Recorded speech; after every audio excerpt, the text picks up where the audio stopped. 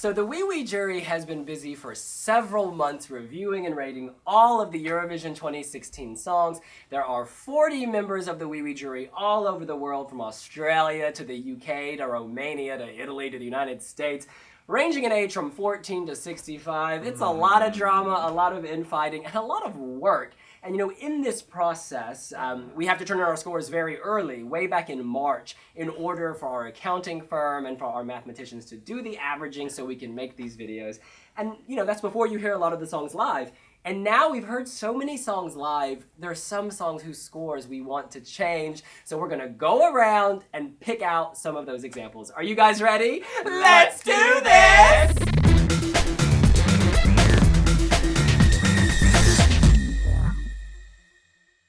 Chris, why don't you kick us off? Okay, so I'm going to start on a positive note in terms of somebody that I would increase their score. So I would be increasing my score on Albania, Aneda Tarifa. When I first ranked it, I think I was still getting to grips with the fact that it was no longer Parale and it was Fairy Tale and the translation didn't seem to work with me.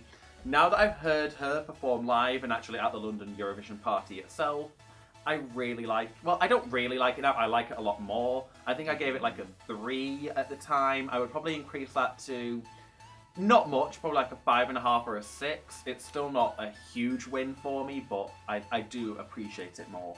I completely agree with you. I would move my score from a 1 to about a 6 or a 7. I think live, this has just an amazing riff. It gets stuck in your head. That's why I love you. Oh, oh. And she can deliver it just vocally on point. She's got so much personality. She's a performer. The woman is a comedian, hosts a huge show.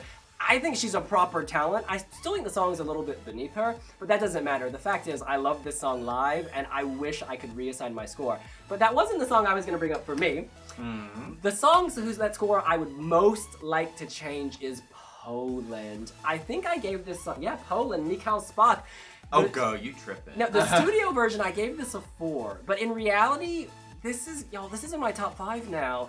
I would give this a 9, maybe. I think that the chorus, oh, it's made for a stadium. It's not made for a tiny stage at the Polish national selection. This is made for the Globin. This is made for the O2. This is made for some other big stadium, Madison Square Garden.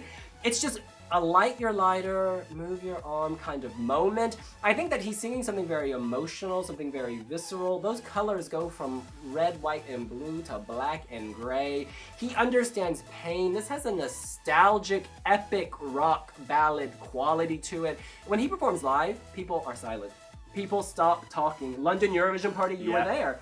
It's this magical effect, and I did not anticipate this, and I almost feel like I have egg on my face because I didn't like the studio version as much, but now I'm looping it. It makes me feel something. I think we were all blinded by Margaret. We loved the studio version of Margaret from the Polish national final, and so we couldn't accept or focus on anything else. But if we're totally honest with ourselves, the live version of Margaret's song on that night, it wasn't as strong as Michał Spock. I'm sorry, it wasn't. Vocally, he is on point. He has a stellar voice. Oh yeah, probably one of the best voices, I'd say, of this year's competition. Shame about the song. In any event, he's also very original. I love the androgyny. I love the look. I think this could surprise. A lot of people I've noticed on Twitter don't want this to do well. They're saying very nasty things. I think it's the same thing about Margaret, though. I think a lot of people still do have Margaret's. I mean, it's not all Margaret, though. Like, some people, like me, just dislike the song and have, like, disliked it at length.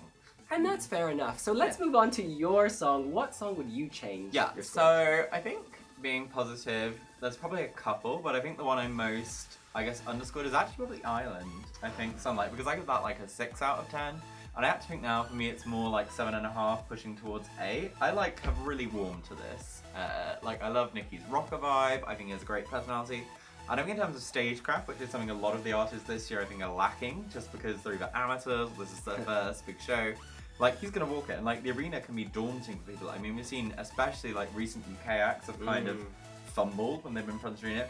And Molly Sterling last year couldn't look at the camera. Nicki's gonna be flawless on stage. He's gonna walk in, walk out, one take, done. Chris, any others? I have somebody that I would decrease. Oh. Which that was not the point of this exercise, but let's do it. Well, yeah. I mean, it's Rika. from Switzerland. Oh. I gave The Last of Our Kind a 7. Ugh. Because I really liked it. The very first time I heard it, way back when in like September last year or October, whenever it was, I really liked it, and I liked it throughout the Swiss national selection. But now I get to it on the Eurovision CD, and I can't listen all the way through.